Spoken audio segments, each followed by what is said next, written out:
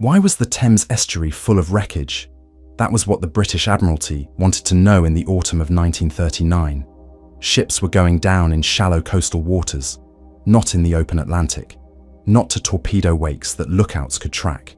In the estuary, in the approaches to port, in the narrow channels that British merchant ships had used for years without incident. And the mines they were finding made no sense. Contact mines explode when a ship touches them.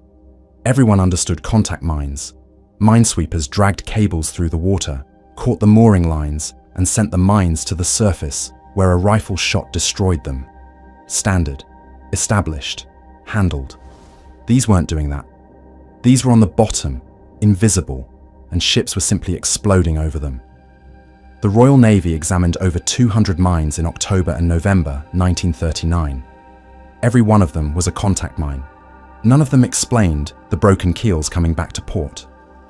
By the time the Admiralty figured out what Germany had given its submarines to lay in British coastal waters, over 200,000 tons of shipping had already gone down, and the weapon that did it would become, in time, the same weapon that turned coastal waters into a death trap for the submarines that had deployed it. The German magnetic mine was not a new idea. Britain itself had developed a magnetic ground mine at the end of the First World War in 1918. It worked by sensing the magnetic field of a steel-hulled ship passing overhead and triggering an explosion directly beneath the keel. A detonation under a ship's center is catastrophically more destructive than one against its side. The hull flexes upward and then collapses. Ships struck beneath don't just flood a compartment, they break in half. Germany had studied the concept, improved on it, and entered the Second World War with a stockpile ready to deploy.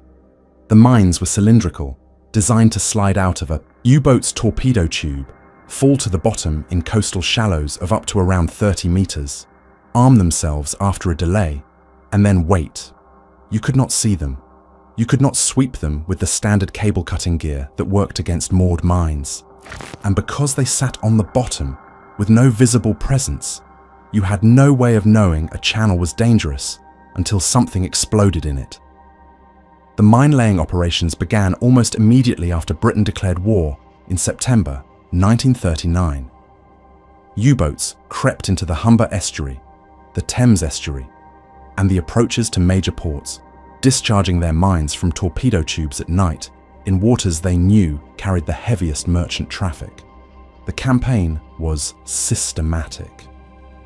U-19 alone, working the east coast of England in October and November, sank 4 merchant ships using contact mines laid at night in shipping lanes. The magnetic mines went to higher value targets. By October, the battleship Nelson hit a mine off Loch Ewe that U-31 had laid 3 weeks earlier. Nelson's hull was so badly damaged that she spent months under repair and was out of combat until June 1940. On November 21st, the light cruiser Belfast hit a mine in the Firth of Forth. The damage was catastrophic. Belfast's keel was broken. She required nearly 3 years of reconstruction before she could fight again. The same type of weapon that now sits inside her hull as a museum exhibit, preserved and open to visits in London, was the thing that put her out of the war.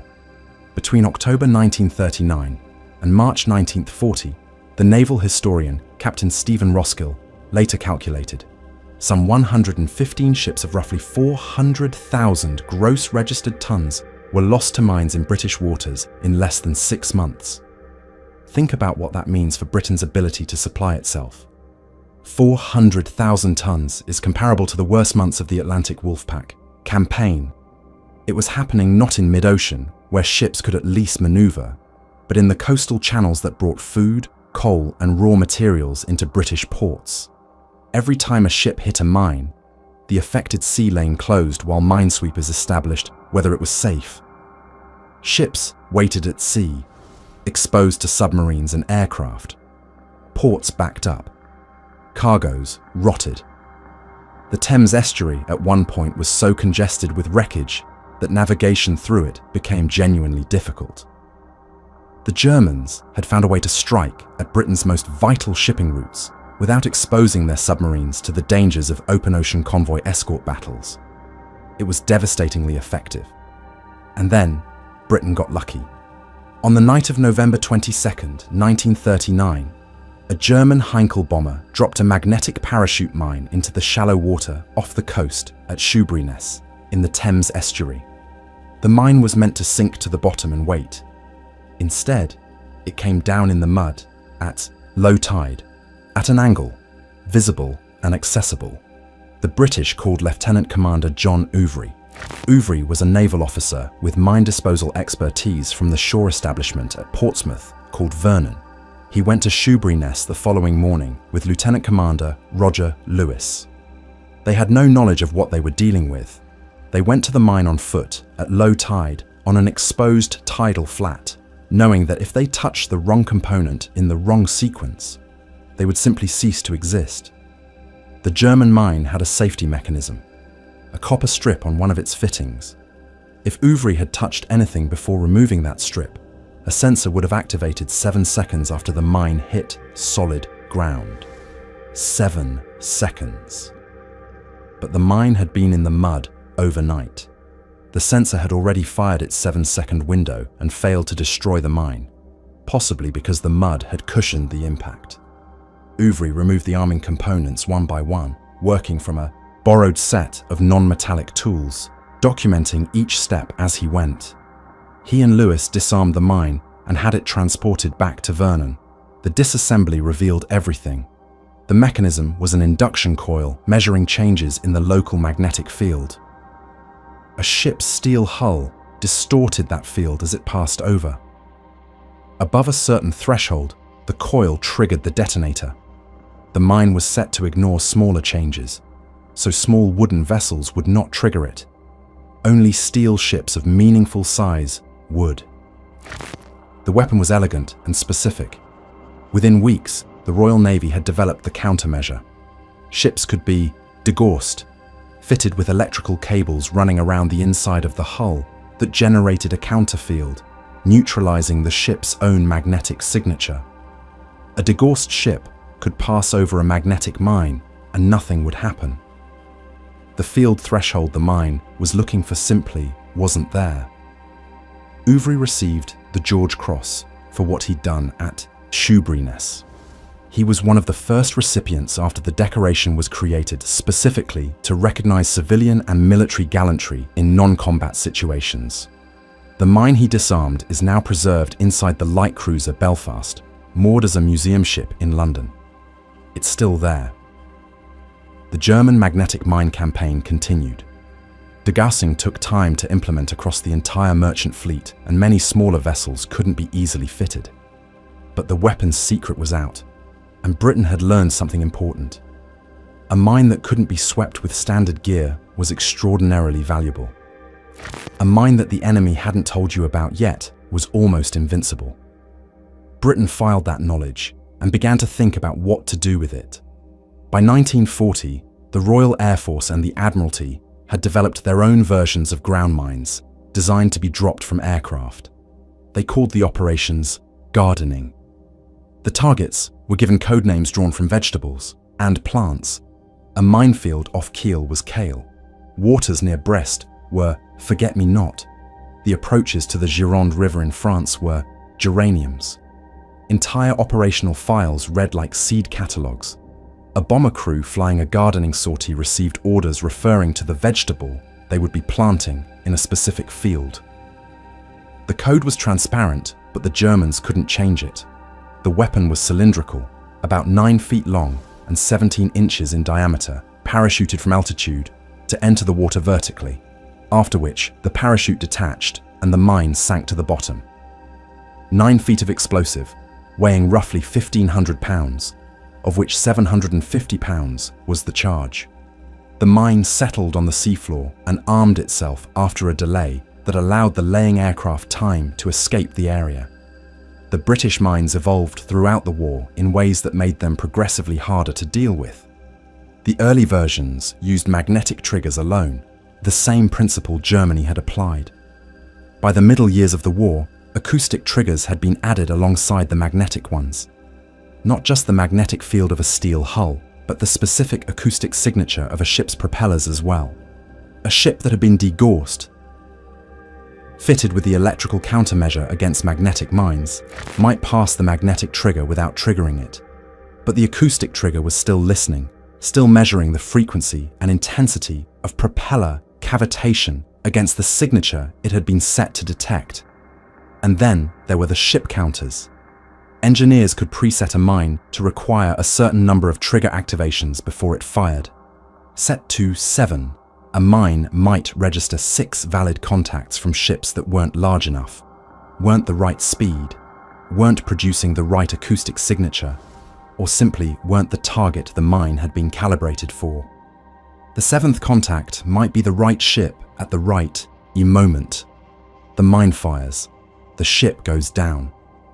Minesweepers trying to clear a channel faced an impossible problem with ship countermines. You could simulate a ship's magnetic field and acoustic signature using towed devices, sweep the channel 12 times, receive no detonations, declare it clear, and then have the next real ship trigger a mine set at 13. You could not know what the counter was set to. You could not know how many times a mine had already been triggered without firing. The channel that seemed clear might not be. The only certain answer was the ship that either made it through or didn't. The first aerial mines went into German coastal waters beginning in April 1940, when British bombers laid 38 mines each at the Elbe River, at Lübeck, and at the German naval base at Kiel. In the following 20 months, mines dropped by aircraft sank or damaged 164 Axis ships.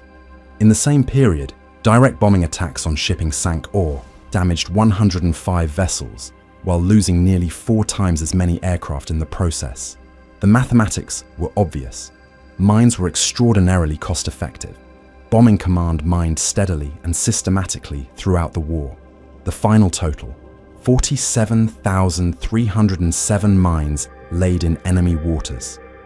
545 Axis merchant ships sunk, and roughly 35 German submarines destroyed. Those were U-boats that had entered coastal waters believing the shallow, familiar routes were safer than open ocean. They were wrong about that. And as the war shifted in 1944, the coastal waters of Britain became specifically, deliberately mined to kill submarines approaching inshore. By 1944, Admiral Dönitz had changed his strategy in the face of catastrophic losses in the open Atlantic. After Black May, in May 1943, when 41 submarines were lost in a single month, the Wolfpack campaigns against mid-ocean convoys became untenable. The answer Dönitz chose in the final year of the war was the inshore campaign. Take the fight back to the coastal waters of Britain. Target the supply traffic moving through the English Channel and around the coast. Operate in shallow waters where Allied aircraft and surface ships optimized for open ocean hunting would be less effective. The logic was not unreasonable. Coastal waters are cluttered with acoustic noise, making sonar contact harder to maintain. Shallow water limits the effectiveness of depth charges. U-boats using the snorkel, a breathing tube that allowed them to run diesel engines while at periscope depth, could charge their batteries without fully surfacing, reducing their radar signature significantly. The inshore areas seemed to offer a way to continue fighting at reduced risk. What Dönitz's intelligence apparently did not fully account for was what the British had been doing to those coastal waters for years. Mining campaign had been continuous. The approaches to British ports, the swept channels, the coastal shipping lanes, all of these had been periodically mined and remined by aircraft and surface vessels. Some areas held mines that had been in the water since 1941 or 1942. Ship counters meant that mines which had been swept over by minesweepers multiple times were still waiting, patient, set to a count that hadn't been reached yet. Imagine you're in a U-boat conducting an inshore patrol in the winter of 1944. You're snorkeling through the Bristol Channel or the southwestern approaches to England in shallow water, listening on your hydrophones for convoy traffic. The channel is narrow. The water is perhaps 30 meters deep. You can't dive below the reach of depth charges.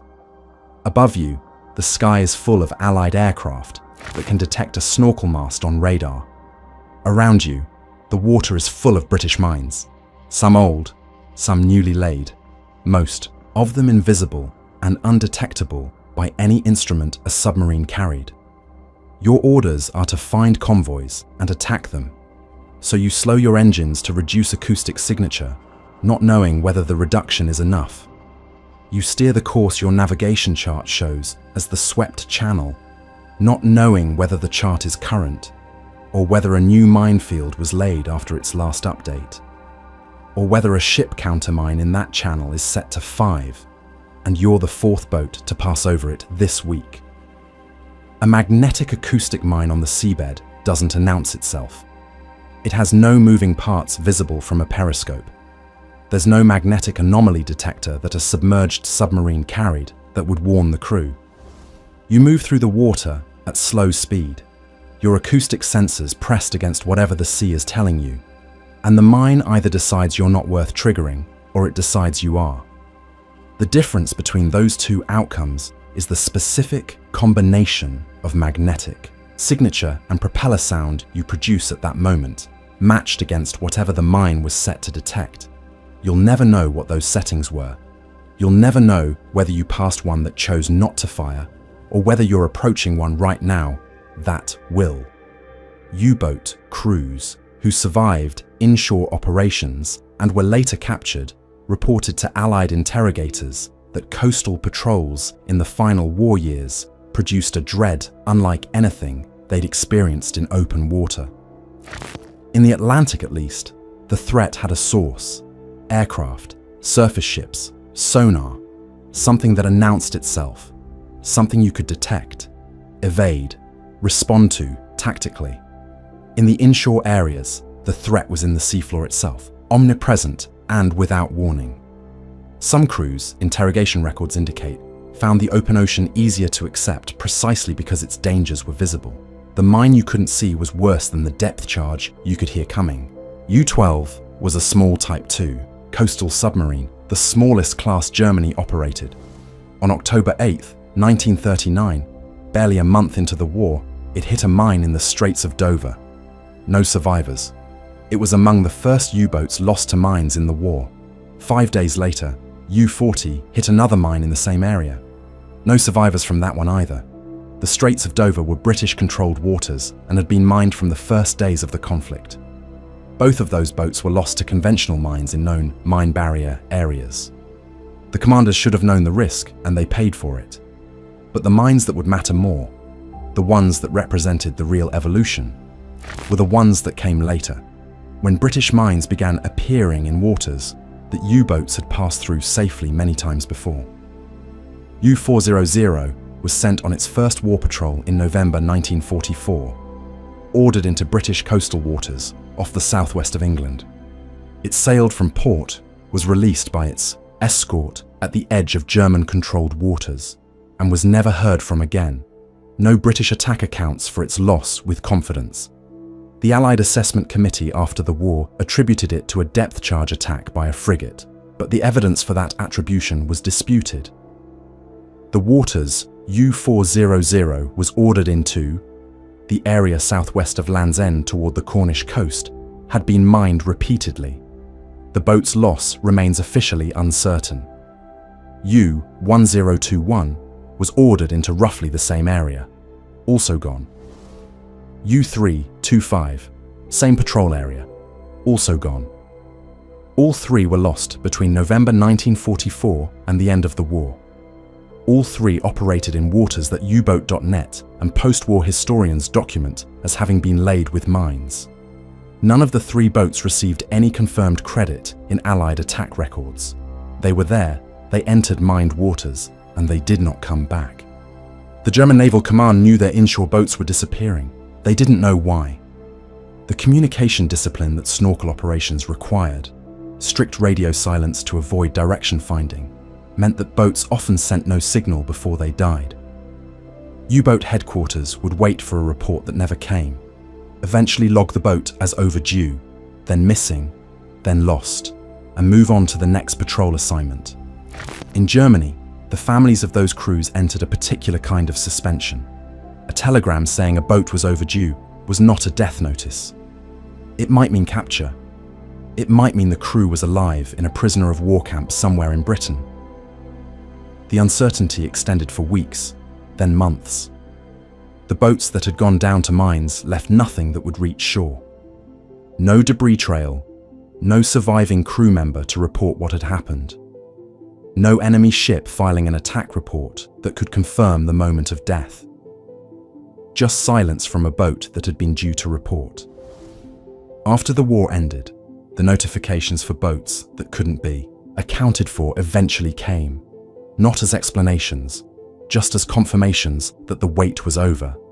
The families of U-400's crew, U-1021's crew, U-325's crew never learned with certainty what ended their sons and brothers and husbands. Mine, or depth charge, or something else. The records don't say. They probably never will. Families got telegrams. The telegrams didn't explain what happened.